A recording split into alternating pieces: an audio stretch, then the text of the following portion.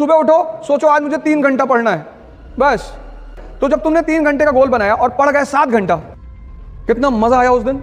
जब तुम, अगर यहाँ कुछ लोग बाहर के होंगे तो जब तुम अपने घर जाते होगे छुट्टी में तो ये किताब लेके जाता होगा, घर चल रहे हैं और टाइम वेस्ट नहीं करेंगे, पढ़ेंगे बैठ के।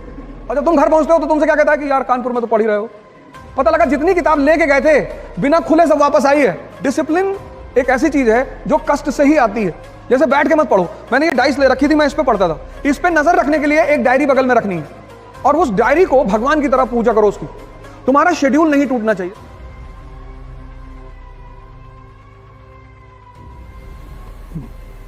जय हिंद फ्रेंड्स।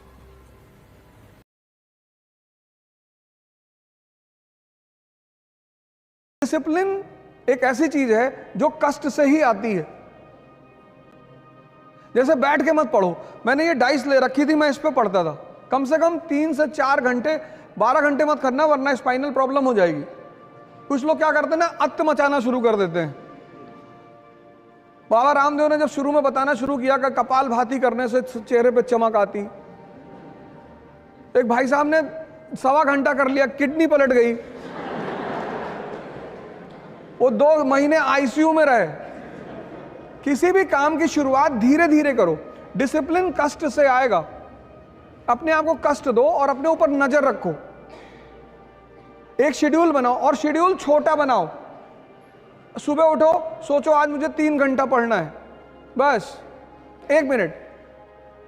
आप 3 घंटे का शेड्यूल बनाओगे तो तुम्हारा मन बगावत करेगा, कहेगा नहीं नहीं 3 घंटे का नहीं, 10 घंटा।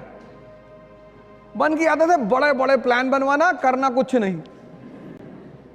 तुम अगर उसके नेचर को देखो, वो प्लान बनाने में कंजूसी कभी नहीं करता। यही तो उसका खेल है, कहेगा पूरा दिसंबर बैठ के पढ़ना है।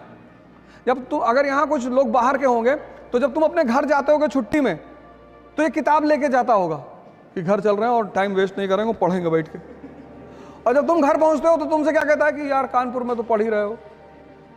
पता लगा जितनी किताब लेके गए थे बिना खुले सब वापस आई है। अगर आज तुम्हें दौड़ने के लिए कहा जाए तो कितने किलोमीटर दौड़ जाओगी?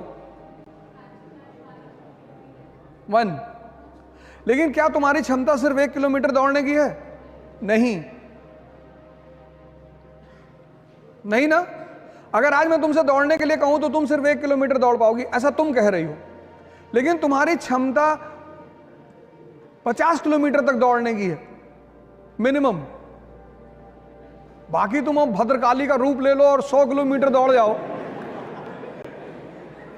तो अब क्या करना है तुम्हें? अब सुनो क्या करना है। आज तुम 1 किलोमीटर दौड़ी, 10 दिन 1 किलोमीटर ही दौड़ो। 11वें दिन तुम उसे 2 कर दो। स्टेमिना डेवलप हुआ।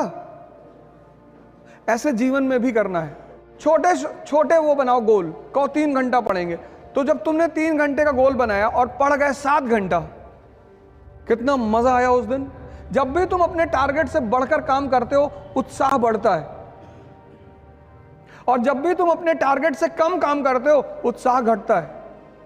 तो जब तुम 10 घंटे का टारगेट बना के सिर्फ 3 घंटे पढ़ते हो और ये प्रक्रिया 2 महीने चलती है, तो तुम डिप्रेशन के शिकार धीरे धीरे होने लगते हो।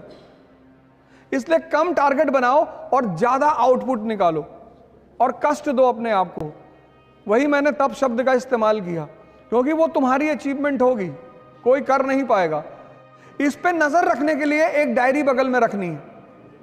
ये सब चीजें मैंने अभी कहा ना कि कुछ लोग क्या करते हैं, पहले दिन सारी ताकत झोंक देते हैं, ताव में कोई काम नहीं करना है। सीखने में टाइम लगता है, चाहे वो साइकिल चलाना सीखना हो और चाहे पढ़ना सीखना हो। उस टाइम तुम्हें देना ही पड़ेगा। साइकिल चला लेती हो? पहले दिन चलाने लगी थी? नहीं। जब तुम सीख जाओगी, अब तुम सीख गई तो हाथ छोड़ के भी साइकिल चला रही हो। एक डायरी अपने पास रखो, उसमें अपना नाम लिख के अपना डेवलपमेंट ग्राफ बनाओ और उस डायरी को भगवान की तरह पूजा करो उसकी। तुम्हारा शेड्यूल नहीं टूटना चाहिए। जैसे आज तुम्हें मूवी देखने जाना है तो तुम जाओ, लेकिन कल अगर तुम्हारा मूवी का शेड्यूल नहीं है तो भगवान भी अगर उतर के तुमसे कहे मूवी देखना जाना है तो तुम्हें नहीं जाना है। इसलिए बचपन में स्कूल में हमें एक बड़ी प्यारी चीज मिली थी, डायरी। डायरी मतलब डिसिप्लिन। तो ये काम करो, डायरी बनाओ और अपनी स्टेमिना को अपने हिसाब से आगे बढ़ाते चली जाओ।